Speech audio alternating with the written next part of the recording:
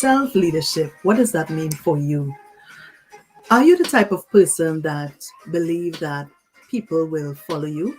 Are you the type of person that believe that you can influence change? Before we can do anything, understanding what leadership is and is not is important. In order to lead others, we must be willing to be led. We must be willing to be trained. We must be willing to be taught. I remember a mentor of mine sharing that for us to do anything successfully, we must learn to be coachable and teachable. And if we're not teachable, it is difficult for us to be able to lead others. And so there's another saying, the teacher will appear when the student is ready. Many times people want change in their lives, but they don't want to be taught. They don't want to be mentored. They don't want to experience the burden of changing the way they do things or see things. What does that mean for you? What would you say for yourself when you look at yourself in the mirror? How am I showing up? Am I able to lead others? One of the big reasons why a lot of people would not launch out to do what is on the inside of them is because they disqualify themselves and they don't believe that they have the capacity to lead. Oftentimes, I've heard people, I've been in this space of ministry, business, network marketing, many other fields, speaking, radio, television, and all of that. And I've heard people over and over saying, how can you do that? I can't even do that because I'm afraid that my private life and my public life doesn't match up.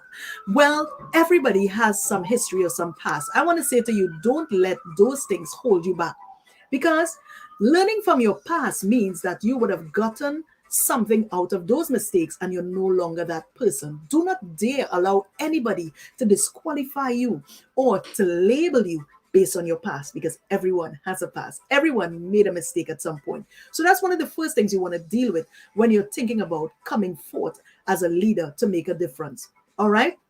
And so self-leadership is the practice of intentionally influencing your thinking. How can we change our thinking? By feeding our mind with the right thing and filtering out the wrong thing.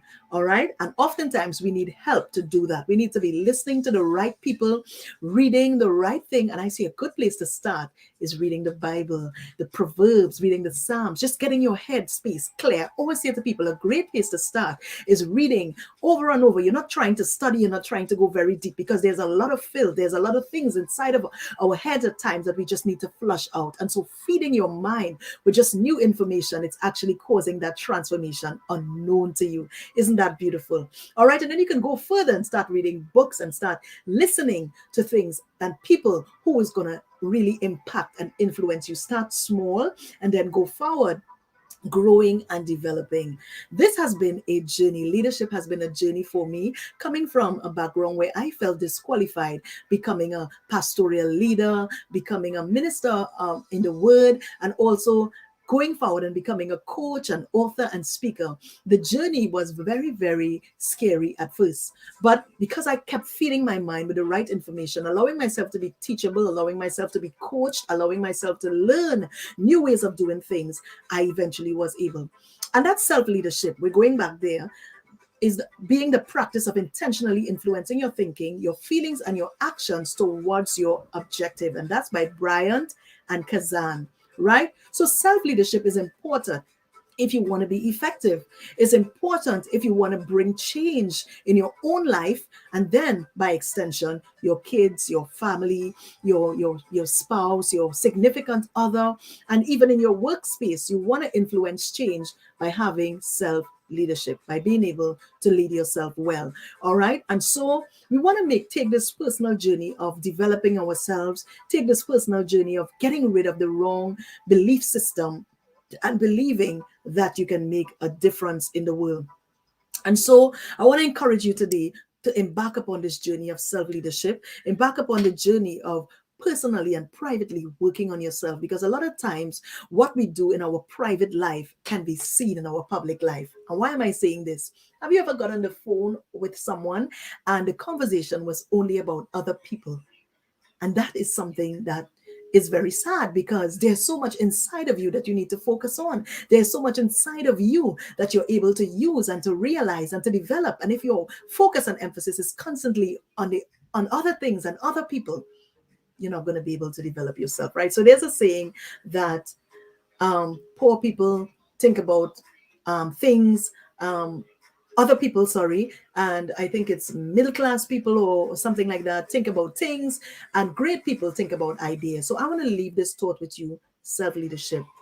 Start thinking about the ideas that is on the inside of you, and how can you lead yourself well? How can you start developing those things and using those things so that you can begin to help others and lead others? So a great leader will have the qualities that will make them successful, and those qualities are things like confidence and self-awareness, things like developing their own core values, walking by ethics, and all of that. And you want to do that in your personal and professional life, because why? We don't want to be imposters, right? We don't want to speak something publicly and in our private life we're living different to how we express ourselves publicly. So many times you would see actors and public figures coming to a place of shame because the private life and the public life doesn't match up. So I want to encourage you: self-leadership, personal development is a good place to start. If you want to do anything great, it starts with working on you first. All right. And so be the change that you desire to see in the world by starting to work on yourself. Don't look at the other person. Don't blame other people.